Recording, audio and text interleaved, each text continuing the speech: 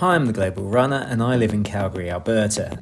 I'm 50 years old and I'm trying to run under 2:30 in a spring marathon.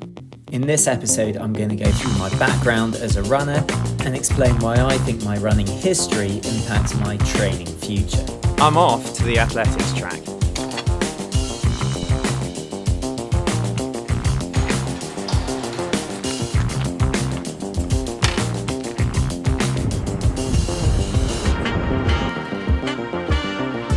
Which is a place I love.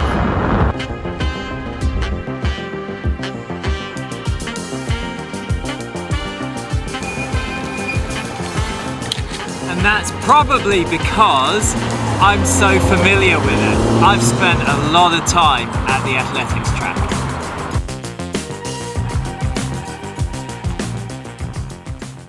So a lot of people have asked for me to give a little bit of my running background, and I'm more than happy to do that. But first, I want to do a track session.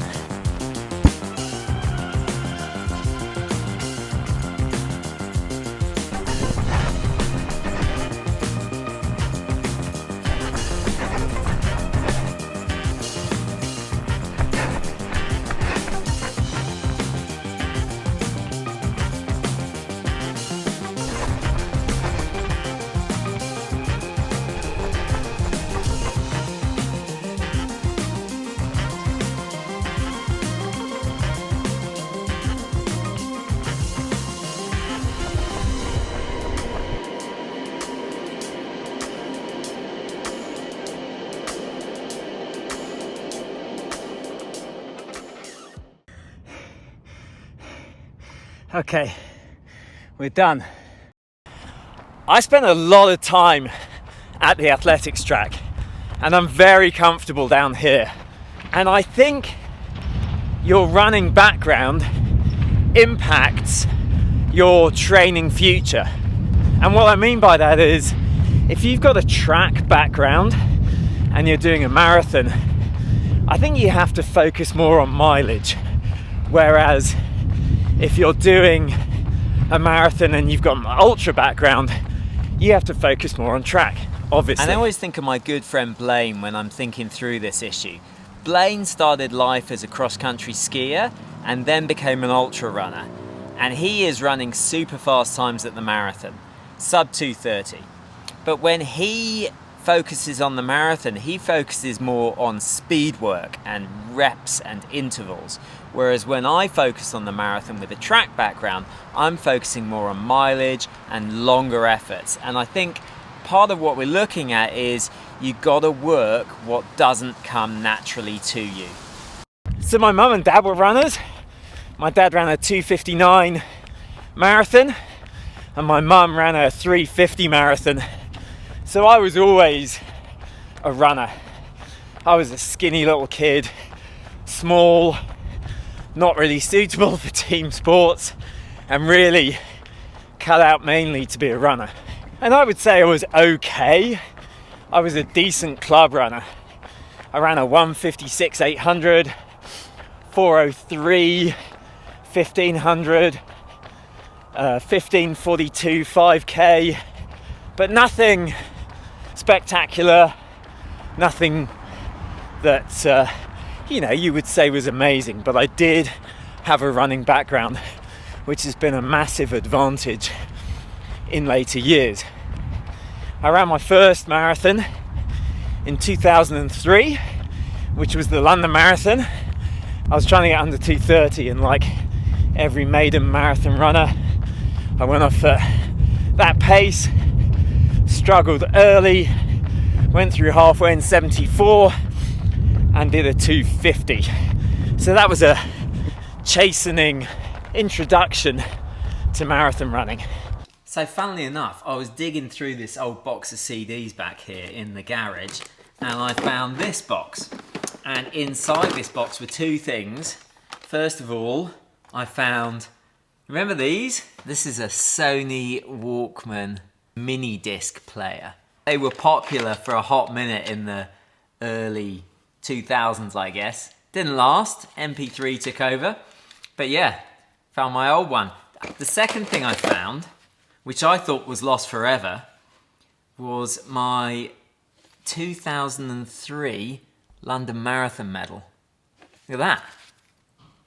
It was the 23rd London Marathon, and this was my first ever marathon back in 2003. Pretty cool. I can't believe that. So, a bit of memorabilia that I found there. Since then, I've probably done about 18, 19 marathons, with the PB being 2:26.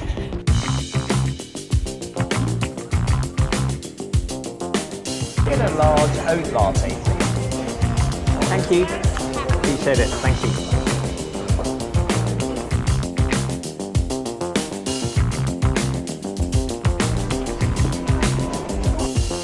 So I can't remember which marathon runner said, do I run to eat or do I eat to run? But I feel like that's the same with me and coffee. Which do I enjoy most, the session or the coffee after the session? At the minute, my training is focusing on speed, and we're doing an autumn of speed, and I'll do a video on that coming up. But I'm focusing on speed a little bit at the minute, and then November I'm really going to start hitting the miles. And I'm focusing on speed for two reasons. Number one, I really enjoy speed. Like, it really boosts your confidence, and it's something that I feel like I'm good at, and I really just enjoy knocking out those shorter reps. But I also think it's good for my form, and that's again something that I'm trying to work on. I'm trying to work on getting a better form, because if I work on my form and my stride and my efficiency, then those even marginal gains will really pay dividends. There's only so much strength training you can do. You've really got to work on your form. And with that in mind, I just went to see Tyson the physio, and we were working on some exercises to help open up my oblique. I'm super tight down the right side, and I've noticed that my right shoulder is dropping when I run, and I'm probably not getting enough breath in when I breathe as a result. So I'm sort of overloading the spine. So he and I were working on opening up the right side to stop overloading the left side. And so hopefully that is going to give some easy wins in terms of form and efficiency. But we'll see. So what's next? Well, as I've said previously, I'm going to do an autumn of speed followed by a winter of miles. And the autumn of speed is really designed to work on form and not crush me. Like, we're talking proper speed here. We're talking 200s, 300s, even some 100s. Get working on the form, get working on the speed without crushing my body. And then November onwards, I'm going to start looking at some decent mileage to start picking it up over the winter, with a view to coming out and in January doing the Houston half, February doing the Mesa half, and then what's my spring marathon? Well, originally I'd looked at the Las Vegas half marathon in February as well, but things seem to keep overtaking me. So I was thinking of a marathon in mid-April, and I was really banking on Manchester, and I didn't get a bib for that either. I mean, I guess it's great that these marathons are selling out. Our sport is very popular, but it sucks for me. So I didn't get into Manchester. So there's a number of others that I could look at, but I just kept feeling like things were running away from me. So I entered one. I entered Barcelona on March the 16th. Now, I might do it, I might not, but I just needed one in the books. So the current plan is to do Houston half in January, Mesa half in February, and then Barcelona. It's flat, it's big city, there should be plenty of people to run with. The only issue with Barcelona is it's right in the height of winter in Calgary. So we'll see how that plays out, but that's the current plan. If not, there's plenty of others I could do in April.